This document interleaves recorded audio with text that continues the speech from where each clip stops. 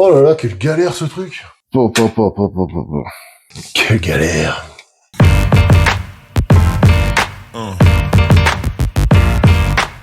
Salut à tous, c'est Camille pour le pro de la Réno. J'espère que ça roule. Dis-moi, dans le précédent épisode, t'as vu l'habillage du bâti. Aujourd'hui, on va mettre la porte du WC. On va se mettre cette porte de WC. Alors ça va être une vidéo un peu borderline parce que là c'est adaptation à mort. Parce que j'ai des problèmes de hauteur, j'ai des problèmes d'encombrement, j'ai pas de place. Je réfléchis j'ai réfléchi pendant 1 heure presque. Avoir calculé, mesuré, regardé. J'ai 73.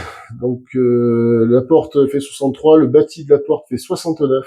Donc tu vois, j'ai vraiment pas beaucoup de marge droite-gauche. Après en termes de hauteur, c'est pareil, j'ai pas des masses de hauteur. Alors l'idéal, tu vois, les cadres entre la chambre et la salle de bain sont pas alignés.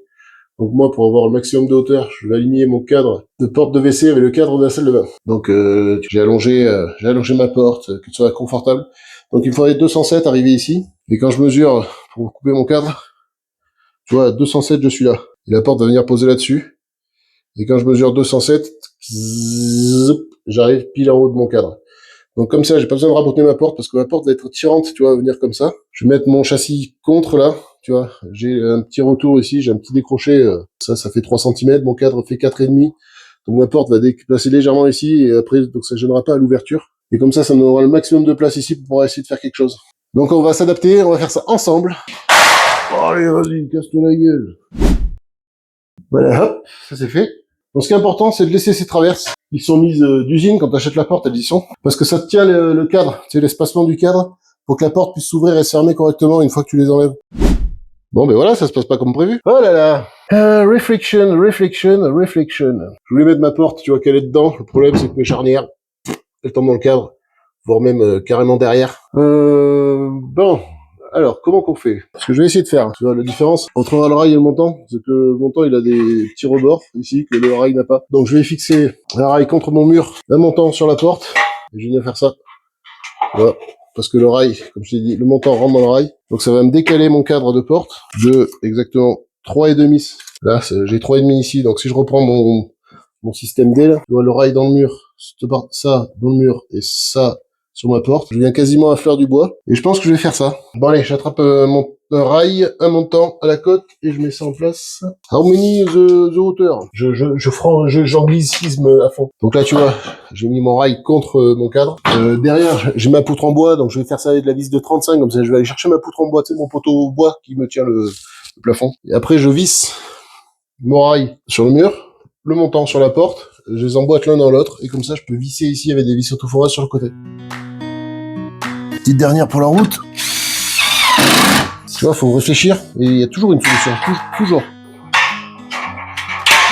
Donc ça, tu le glisses à l'intérieur de la fourrure de la porte. Est-ce que je me fixerai pas un montant en haut avant aussi? Si je vais me faire un montant en haut, en partie haute de la porte, je vais fixer un montant ici en haut, parce qu'après je pourrais pas le visser, j'aurais pas la place. Donc ça, à visser là-haut, je vais fixer un bout de rail ici, je pense. Pouvoir quand même venir glisser un montant, un montant ici. Ouais, et que le montant, quand il dépasse, il vient de se brocher dans le rail qui est en haut. De ce côté-là, c'est réglé. Et l'autre côté, pour me faire une tenue, tu sais, un maintien comme ça de l'autre partie, de l'autre côté de la porte. Il faut qu'elle soit bloquée en haut et en bas, donc je pense que je vais mettre, je sais pas, est-ce que je me fais pas une équerre? Je pense que je vais faire ça, je vais voir, je vais mesurer, regarder si je peux passer ma visseuse aussi pour pouvoir visser. Je vais me faire une équerre entre là et qui redescend sur le cadre, tu vois, et comme ça je le visse sur le cadre direct. Et comme ça après quand je viens glisser ma porte, j'aurai plus qu'à visser, tac tac. Je vais peut-être pouvoir mettre une vis, une cheville et encore. Et encore. Oh là là, quelle galère ce truc. Quelle galère. Donc je vais essayer de glisser ma porte. Et ça en rénovation, tu veux le chiffrer ça? C'est inchiffrable ça. Donc là tu vois le rail, il est pas posé sur la porte, il est posé sur les deux traverses, tu sais, qui tiennent l'écartement du cadre que je t'expliquais. Tu vois que t'es un professionnel, tu regardes ça. Si t'as des techniques autres que ce que je suis en train de faire, ben vas-y, fais-toi plaisir en commentaire, hein. Là je prends. Alors je sais qu'il y en a qui viennent coller à la mousse polyuréthane, tu sais, directement sur la brique.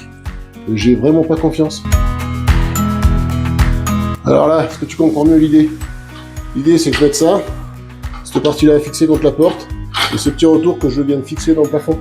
Et pareil en bas. Et là, je sais pas du tout si ça va marcher. Et bon, faut bien tenter des trucs. Hein. Ah, la perceuse, ah, ça peut passer peut-être. Sur ce petit ressaut que j'ai là, tu vois, j'ai encore une brique de coller dessus. Je vais essayer de casser ça.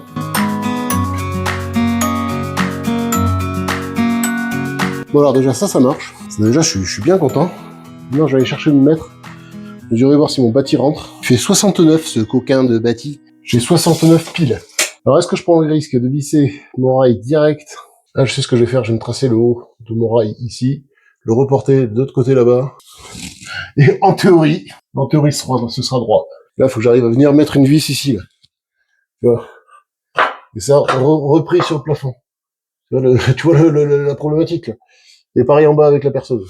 Donc allez, on va visser ça sur la porte. Donc tu vois le trait que j'ai tracé, ce que je suis venu mesurer en fait, c'est l'écartement que j'avais du haut de mon rail au haut de mon cadre. Je vais reporter cet écartement que j'avais là. Je peux, étant donné que mon plafond est droit, normalement ma référence est la même, ça devrait me fonctionner. Et du coup le trait que j'ai fait, je me l'aligne sur le haut du cadre, et normalement ça devrait être bon.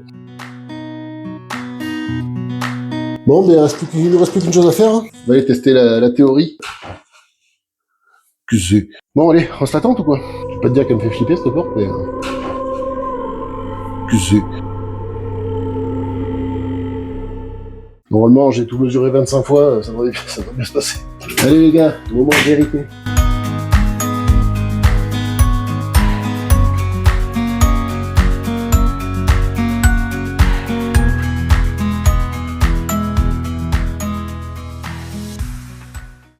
Là, je suis passé, en bas, je passe pas. J'ai mon petit bout de rail en bas qui est un peu long. Mais je vais casser la brique. Parce que sinon, ça le fait bien. Après, j'ai une autre idée, mais c'est un truc de zinzin. Et tu sais quoi? Je vais la faire, mon idée. C'est débile? C'est débile, hein. Je vais la faire. Est-ce que je coupe la brique? Est-ce que je coupe l'oreille? Allez, je sors ça. C'est une idée, elle est carrément tordue. Et tu vois, si ça marche, je suis sûr de la rigidité de mon montage. Voilà ce que j'ai fait, l'idée. Je traçais l'emplacement de mon rail du haut qui est là. Qui est là. Et là, derrière, je vais venir y fixer une cornière. Comme ça me fait un arrêt pour ma porte. Et comme ça me maintient le haut de ma porte. Tu vois, parce que ce sera vissé plafond, vissé l'intérieur. Tu comprends l'idée? Tu l'as pas? Ça, je vais me le visser. Comme ça. Et après, tu vois, là, comme ça me fait un arrêt. Et après, je pourrais visser par derrière le rail bio. La porte sera fixée ici, elle sera fixée ici. Et il n'y aura que là. Vous savez pas, les gars? Elle y est. Regarde. C'est même pas vissé, ça tient déjà. C'est trop bon. Donc, je vais sortir le cadre du bas. Tu sais, la traverse. Qui était en bas. Pour essayer d'ouvrir ma porte. Avec délicatesse. Et carrément même l'enlever. Pour que je puisse rentrer et fixer tout correctement. Donc là, tu vois, ma porte, elle frotte gavé. Le châssis, tu vois, il demande un peu à se bouger. Donc ça, c'est des réglages qu'il y a à faire. Je vais de suite fixer ça avant que ça bouge.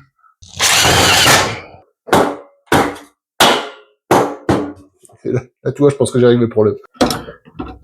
Tu vois, pile. Allez, je te montre ça. Tu vois, là, la cornière que j'ai mise tout à l'heure, j'ai le montant qu'on a fixé en partie haute de la porte. Je suis embuté contre, donc là, j'ai mis des vis. Du coup, là, ma porte, ça bouge plus un pet.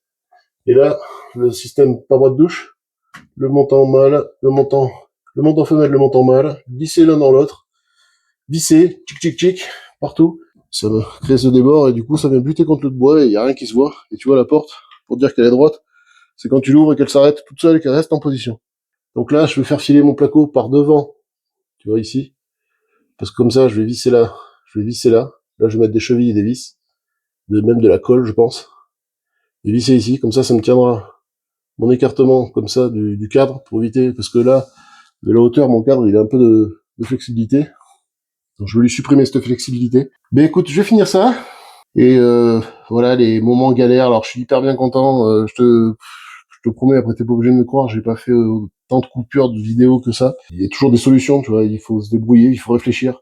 Je sais pas quelle heure il est, mais j'ai mis une bonne heure et demie, voire 2 heures à faire ça. Si ça t'a plu, ben tu t'abonnes, tu likes, tu partages, t'hésites pas, tu claques des commentaires, partage d'expérience là-dessus, parce que je pense qu'il y a des techniques meilleures que ça. Je vous dis à une prochaine vidéo, courage pour vos petits travaux, et allez à plus les bricolos. Ciao, portez-vous bien.